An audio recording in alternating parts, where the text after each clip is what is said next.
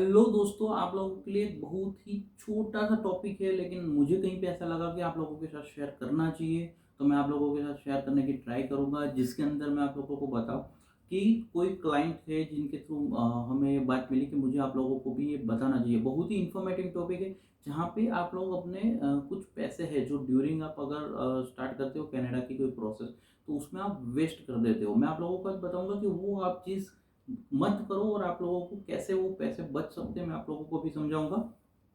आप लोग इसको जानने के लिए पूरा वीडियो देखिएगा ताकि आप लोगों को प्रॉपर समझ में आए, और चैनल को अभी तक सब्सक्राइब नहीं किया, प्लीज़ सब्सक्राइब कर दीजिए ताकि ऐसी इन्फॉर्मेटिव न्यूज़ आप लोगों को मिलती रहे।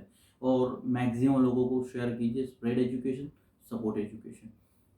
अभी देखो मैं आप लोगों को बताता हूँ, जो कोई क्लाइंट था जिनको कि मतलब पीआर के रिगार्डिंग उनको काउंसलिंग लेनी थी, और उन्होंने बहुत जगह पे पूछा होगा या जो भी होगा इंक्वायरी की होगी, तो उनको एक बात ये जानने मिली कि हर जगह ऐसा बोल दिया कि आप हस्बैंड वाइफ दोनों अपना एजुकेशन क्रेडेंशियल करवा लो। एजुकेशन क्रेडेंशियल मतलब आप अभी जो फेमस हुआ है वेस के नाम पे, मैंने आपको उसका एक बताया था ब्रीफिंग कि वेस क्या होता है, वर्ल्ड एजुकेशन सर्विसेज है, वो फेमस हो गया। ऐसी 4 या 5 बॉडी है कनाडा के अंदर जो आपके एजुकेशन को क्रेडेंशियल असेसमेंट देती है। बट वेस जो है वो जेरोक्स की तरह फेमस हो गया, तो वो उसको लोग वेस भी बोलते हैं।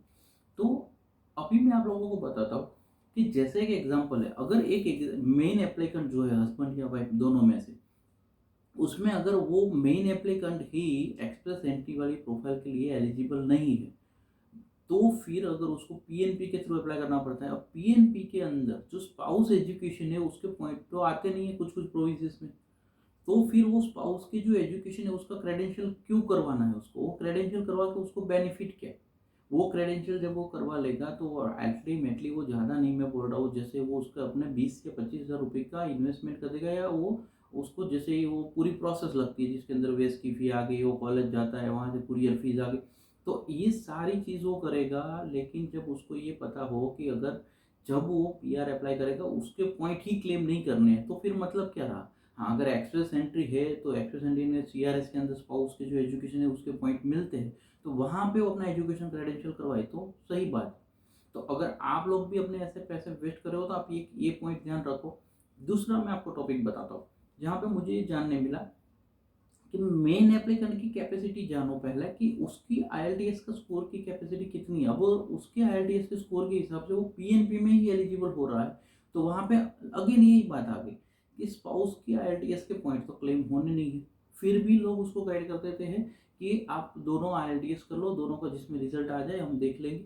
बट आप जब दूसरों क्लाइंट को ये बात बता रहे हो, तो अब क्लाइंट को तो ये बात पता नहीं है। अब क्लाइंट क्या कर लेता है, वो कोचिंग लेता है, 15-20 हज़ार रुपये की कोचिंग हो जाती है उसकी, और आईएलटीएस की फ़ी है 10-15 हज़ार रुपये, वो पे करता है, बाकी के जो अदर खर्च, तो 30-35 या 40 हज़ार रुपये के अराउंड वो दूसरा खर्चा करता है। बाद में उसको ये पता चलता है कि उसकी स्पाउस की जो इंग्लिश लैंग्वेज है टेस्टिंग जो आईएलटीएस है, उसके पॉइंट तो उसकी प्रोफाइल में क्लेम ही नहीं होना, बिकॉज वो पीएनपी के थ्रू अप्लाई कर रहा है।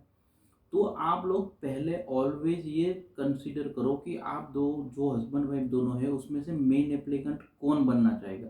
जो भी बनना चाहेगा उसकी पहले प्रायोरिटी चेक करो कि वो एक्सप्रेस एंट्री में एलिजिबल है, ये पीएनपी के थ्रू फाइल लगानी बेटर है। अगर वो आप जज करके आप आगे बढ़ोगे तो आपके ही ये पैसे बचेंगे। अगर मैं कुछ ना गिनूँ, 20 हज़ार और 40 हज़ार गिनूँ, 60 या 70 हज़ार रुपये आप ये ऐसे ही आप बिगाड़ देते हो। तो आप लोगों को मैं एक गाइडेंस इसलिए दिया कि मुझे ये ध्यान में आया टॉपिक कि आप लोगों को समझना चाहिए। हाँ, अगर एक्सेस एंट्री है वहाँ के स्पाउस के जो पॉइंट है आप क्लेम कर सकते हो, देन आप ये सब चीज़ कर रहे हो, that is well and good. But पहले आप जान लो कि मेन एप्लीकेंट जो है वो कहाँ पे एलिजिबल हो रहा है, पीएनपी में या एक्सेस एंट्री में।